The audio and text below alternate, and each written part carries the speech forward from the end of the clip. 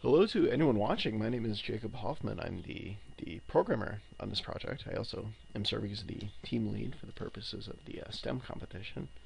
And well, this is our project. It's a point-and-click adventure game. Player travels through time, helping out the various historical scientists and figures throughout history. And all the while learning a bit from them. The game's targeted for the Windows 7 phone. It's written in XNA. The build you're about to see right now is actually on the Windows PC. So it's not on the target platform. However, due to XNA, it's extremely easy to port over to anything that runs XNA: Windows 7 phone, Xbox 360, Zune HD, and of course the Windows computers. So we've been working on this project since November when we heard about it, and been working really hard on this. You're about to see our blood, sweat, and tears poured into this project, and well, why don't we begin? Alrighty, so before we start, just keep in mind that this is an early build. Some of the features that we've planned aren't programmed in yet. It's a mixture of assets done by our wonderful artist and assets created myself, and I'm certainly a better programmer than I'm an artist. So keep that in mind as you view what we've created.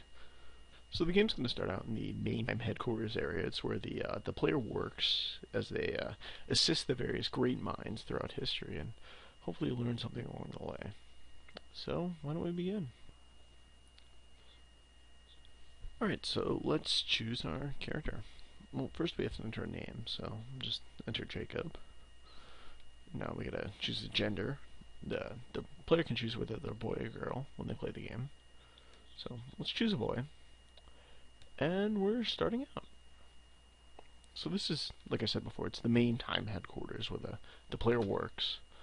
And we're free to explore any way we want. Here's the options menu where they can, change the various options in the game. They're free to do that whenever. But why don't we go over to the so why don't we head over to the next zone? And when we get there, you'll see the cash register. And when the user clicks on this, it'll take them to the store that we've made. And in the store, they can buy new items for themselves, like new hats, new clothes, new pants, new t-shirts, whatever. Or they can buy new items to place in their room. So they can unlock things like new poster or something that they like they can purchase. And the way they purchase this is through an in-game currency that we've created that, for now, we're just calling it science points. And the player earns these points by completing the various games that we make, by completing them or, doing special tasks, getting a high score, whatever. They unlock these points, and with these points, they can buy the new items that I talked about. And we feel this is a way to, really captivate the player, really engage them, draw them in, by unlocking new things and customizing their character. But before we get to that store, why don't we go over to the next zone and go in the time machine and play one of the games that we've made, hopefully unlocking some science points. So here's the main time machine room. This is where the player can choose what era in time they want to go back to and which person they want to help. So why don't we actually enter the time machine? So here's the time machine menu. I mean, it's a little crude right now, but it's still in the early stages. Here the player can choose which historical figure they want to go back in time and visit. And right now for this demo, we only have Tesla available to visit, and he's going to teach us about electricity and electromagnets. But in the future, you see we have like 2 other scientists or mathematicians laid out that you can, plan out to visit. But why don't we go ahead and select Tesla, because that's the one we're going to be doing in this video. So before I explain what you're seeing here, in the final game, there's going to be like actual zones that the player can walk around and explore for each person that they visit. Kind of like the time headquarters that you saw in the beginning of the game. However, for this demo, what you're seeing here is kind of our dialogue scene where the historical figure can talk to the player and teach them about their respective discipline. And it doesn't necessarily have to be the historical figures. It can be, any other characters within the game. So like the time headquarters leader or some friends. And they can talk to the player through this dialogue scene that we've created. So we also have some other features built into the dialogue. Down here is where the text is displayed, and that's also, of course, it's localized, so any language the player chooses can be displayed down there. Any language that we put in, of course. And then up there where the Tesla is, it can be any picture, you know. So if we have guides or any other any other image that we want to display, like a how-to image, you know, anything we want to display that can help the player, we can throw it up there. Now, as I advance the text, keep in mind that I'm pressing a button to advance. It's not an automatic thing. So the player chooses when they want to advance the text. It's not too fast for the player. You know, it's a they choose their own reading speed. So nobody will get lost or anything depending on how good they are at reading. You know. Oh man, I've been talking so much I haven't really explained to you what you're seeing. Here, Tesla is telling the player that Thomas Edison has challenged him to a competition of who can build the better electromagnet. And Tesla's, you know, of course he accepted the challenge, and we thought it'd be cool to throw a little historic rivalry in there, you know. But here Tesla's explaining to the player what an electromagnet is and how to build the best one. And in a little bit, the player is actually going to compete against Thomas Edison. And the first game we have is like a part collection game where they got to collect the best parts to make the best magnet. And then they actually coil the wire around a nail and connect the nail to the battery. And then the whole time Thomas Edison has been doing the same. And in the end, they're going to compete and see whose is the best. And, you know, hopefully learn a little bit along the way. So as soon as I advance to the last dialogue, the game will start. So Thomas Edison's a red cursor, and I'm the white cursor that you've been seeing. Alrighty, so let's play. Now I'm going to try and find the absolute best parts, because I really want to be Thomas Edison. And when I click parts, take notice of the upper left-hand corner. It displays the science points the player just unlocked. There's also a time limit for this one, so you're kind of hard-pressed to not only get the best items, but get them before the time run is out. And it looks like Thomas Edison already got his, so... Oh, there's a nail. So it looks like I'm done. Let's go to the next game. Alrighty, so now Tesla's gonna, you know, tell us what a good job we did collecting the parts, and he's gonna explain to us the next part of the game, where we're gonna coil the wire that we collected around our nail, and then we'll be one step closer to, you know, hopefully beating Thomas Edison in this friendly little competition. So I'm gonna press a button, and we're gonna advance to the next scene. So we're at the next game, and this one's, you know, kind of for fun, but we gotta press this wrap button as fast as we can to wrap the wire around our nail. And I'm over here on the left, and Edison's on the right, and hopefully I'll wrap it enough times to make it a strong electromagnet. Just gotta keep pressing it before the time runs out. Alrighty, so we wrapped our wires, and we're even closer to making our final electromagnet. And now Tesla's going to explain that we need to connect the nail to the battery in order for it to have power and be an electromagnet. So as soon as this dialogue's over, we'll advance to the next part where we're going to actually connect the wires and, you know, create our final magnet. Alrighty, now we're ready to create our electromagnet using the nail that we just wrapped and the battery and wire that we collected earlier. So let's go ahead and connect the positive side using wire. Let's connect the positive side to the nail. And I don't know, I kind of like this because the player, you know, they can go a little crazy with the wire, you know, draw all over the place. But as long as they connect the negative and positive side, you know, it'll create the electromagnet. So I went and connected the negative side, and looks like our electromagnet is ready to go. So let's advance. Alrighty, now we're ready for the final face-off, where the player can see if what they learned is going to stack up against the great Thomas Edison. So let's see.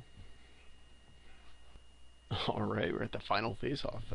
Here's Thomas Edison's nail. My nail's over here. It's going to go after Edison. It's going to go ahead and dip it in the jar of clips and see how many he picks up. Don't mind my bleak artwork. Again, I'm a terrible artist, so just try and bear with it, you know. But Edison's is in, and he's pulling out some paper clips. So let's see how mine stacks up.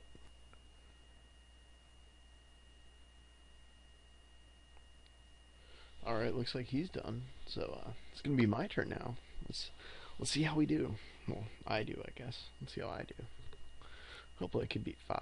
I think we may be able to with the strength of the battery that we collected.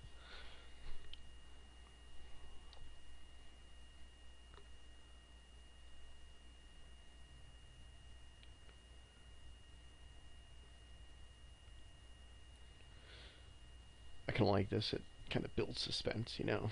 As each one pulls out, you never know if one's going to pop up next. So, you know, it's real suspenseful, and you don't know if you're gonna win.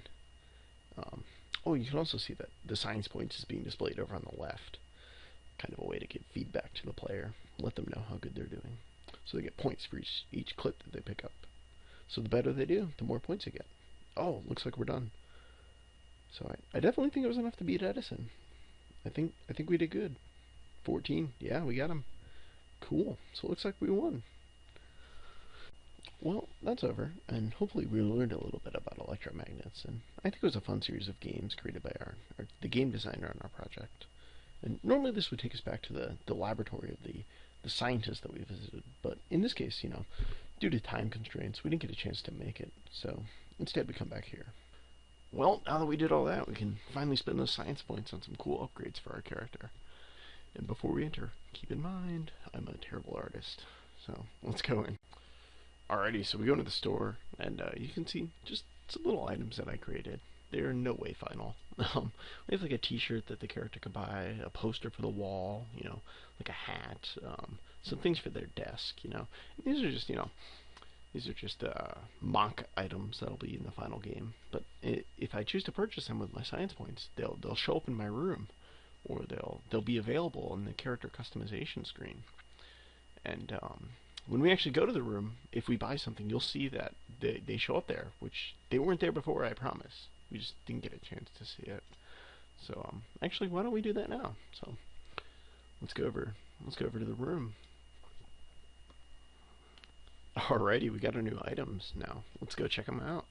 So let's make our way over to the room, and the room is where the player can customize their appearance in the game, or view the items that they purchased in the store.